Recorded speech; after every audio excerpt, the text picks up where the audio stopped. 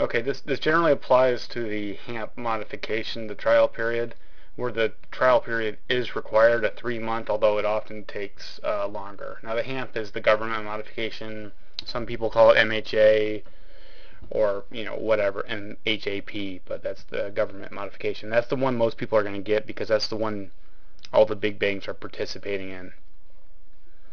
Now, a traditional modification, some banks go this route, or if you don't qualify for the HAMP modification, no trial period is required, but since the old days of modifications, about 2 or 3 years ago, they gave out all these modifications that were defaulted on right away. So now they're making most people go through a trial period, even if it's not the government modification, and that's usually 3 months as well.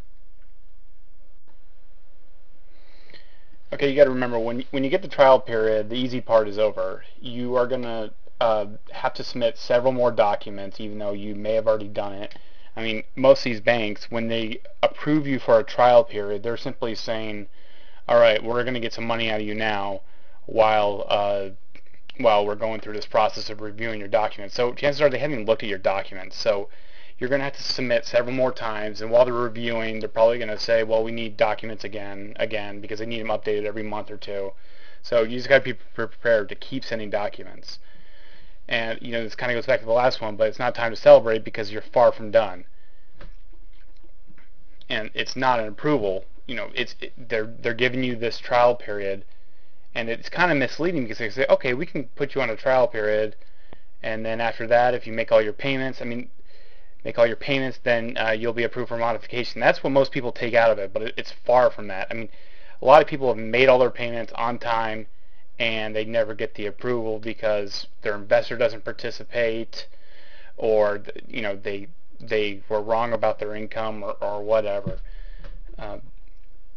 Now follow through. You may have been following through up to get the trial period, but you have to keep following through because they may tell you, you may be able to take the first month or two off while you're making these payments, but in that last month, you have to keep calling them and start calling them again and saying, what's the status? Have you reviewed? And at that point, they'll probably say, yeah, we need more documents, and you have to send them in.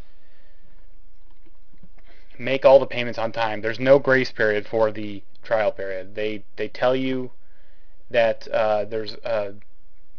they tell you that, but a lot of people don't understand that. So just make sure you make all your payments on time.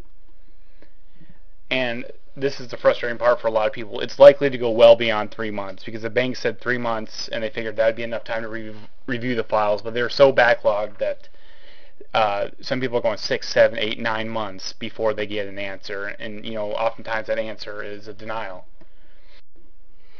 Okay, there's a definite downside to a trial period, especially if you're current on your loan. And the reason is when they deny you, if they deny you, the bank will post a past due amount to your account. So during this trial period, this is a quick and dirty example, you were saving $1,000 a month from your $3,000 payment down to $2,000, and you made all those payments. But now the amount due is $3,000 on top of your $3,000 monthly payment. So coming out of this trial period, you owe them $6,000. And for people that are current, that is often a big problem. So you got to be careful of that. Now, upon approval, the bank will roll any delinquent balance into the loan. So anything that you were in arrears, it's going to go to the back of the loan, and it's going to raise your principal balance that much. And your new monthly payment, assuming you gave them the correct income information, your new monthly payment will be the same as your trial period payment.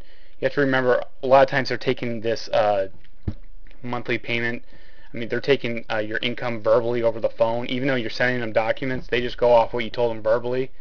So you have to be careful that you keep your income consistent, especially if you don't make consistent income or if you are self-employed.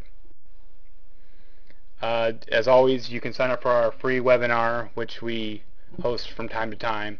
Just contact one of these emails and we will get back to you. Hope to see you there.